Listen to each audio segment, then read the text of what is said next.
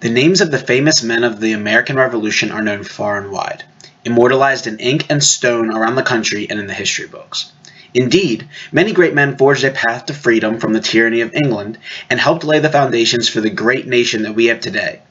The likes of George Washington, Thomas Jefferson, James Madison, and Alexander Hamilton all deserve to live on in our memory with the reverence that they earned through blood, sweat, and hard work.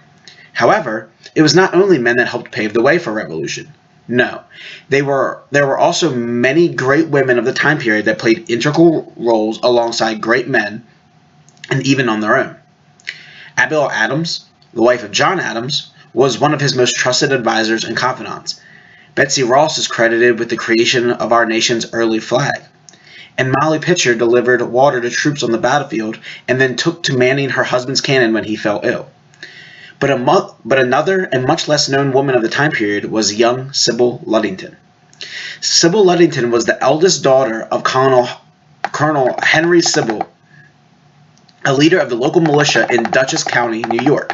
It was from him that she inherited her sense of patriotism, as Radu Alexander mentions. The nighttime ride of Paul Revere is a tale that almost every American has heard of. In 1775, Paul Revere rode through the night to warn that the British were attacking and helped patriots prepare for the battles of Lexington and Concord. Screaming the immortal words, "The British are coming, the British are coming," Revere was renowned as a hero for his role in stopping the secret attack. However, few know of Sybil Ludington's ride just 2 short years later, and her ride would actually be around double the length of Revere's famous journey. On April 25, 1777, a messenger arrived late at night to the Ludington house to report an attack on the city of Danbury, Connecticut, which played an important role in the Patriots' military effort. The militia was not in the field, and thus had to be called back from their various homes spread throughout the area.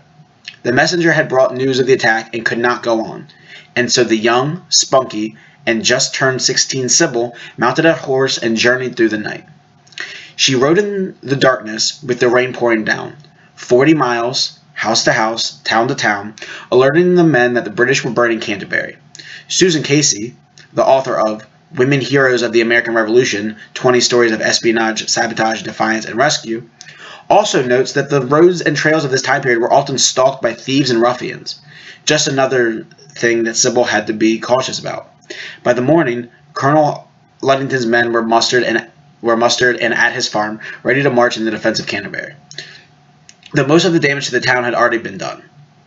As different Patriot forces moved to confront British forces, the British retreated back to the coast. The Patriots caught up to them near Ridgefield, and a battle occurred. The Patriots then harried them all the way back until they reboarded their boats. It is amazing to think of the task that Sybil accomplished.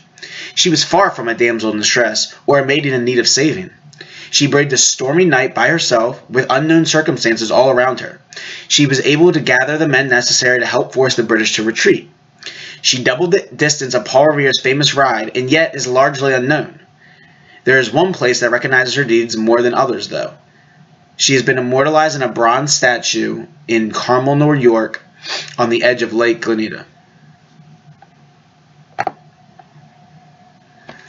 Far from the most famous female hero in the American Revolution, the accomplishments of Sybil Ludington should no less be honored and remembered.